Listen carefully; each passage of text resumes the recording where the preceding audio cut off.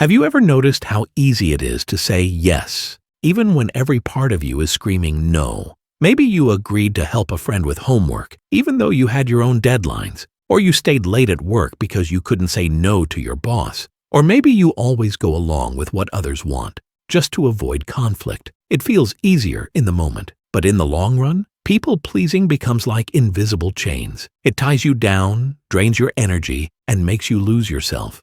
But here's the truth. Real happiness and confidence don't come from making everyone else happy. They come from respecting yourself first. Why we fall into the trap. Let's break down why so many of us become people pleasers. Fear of rejection. You're afraid that if you say no, people won't like you. Need for validation. You feel worthy only when others approve of you. Avoiding conflict. Saying yes feels easier than risking an argument. Past conditioning. Maybe as a child you were rewarded for putting others first. But here's what nobody tells you. There's a hidden cost. You start feeling burnt out because you give more than you have. You lose your identity because you forget what you want. You attract people who take advantage of your kindness. And the saddest part? You miss out on opportunities that actually matter to you. See? Whether you're a student, an employee, or even a parent, the trap looks different, but it feels the same. Let's take two examples. Sarah, a student, always says yes. Yes to covering for classmates.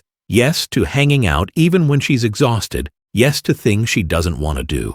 Everyone likes her, but she's stressed. Her grades drop, and she feels invisible. One day, she realizes she's been living for everyone else and completely ignoring her own dreams. Another example.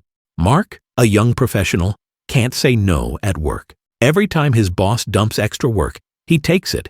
He's praised as the reliable one, but his health is suffering, his weekends are gone, and his passion projects are forgotten. Both Sarah and Mark look different on the outside. One is a student, one is a professional, but inside, they're trapped by the same problem. Building self-respect. So how do we break free? Not by becoming selfish, but by respecting ourselves. Here's how to start. Know your values. Ask, what really matters to me? Family, health, growth? When you're clear on this, saying no becomes easier. Set boundaries. Boundaries aren't walls. They're guidelines for how you expect to be treated. Example, instead of giving away your homework, say, I can't share my answers, but I'll explain the chapter if you want. Protect your time and energy. Remember, time is your most valuable resource. If you waste it on things that don't matter, you'll have nothing left for what does. Practice saying no. It doesn't need to be rude. A simple, sorry, I can't commit to that right now, is enough. Get comfortable with discomfort. At first, people may not like your boundaries. Some may even test them. But real friends, real colleagues, real partners, they'll respect you more in the long run. The ripple effect. Here's the magic. When you start respecting yourself, everything changes. You attract people who value the real you. You feel more confident and free. You have more energy and focus for your own dreams. And ironically, when you do help others, it comes from strength, not exhaustion. The path to freedom. Here's the bottom line. Every no you say to others is really a yes to yourself. Respect yourself first, because if you don't, no one else will.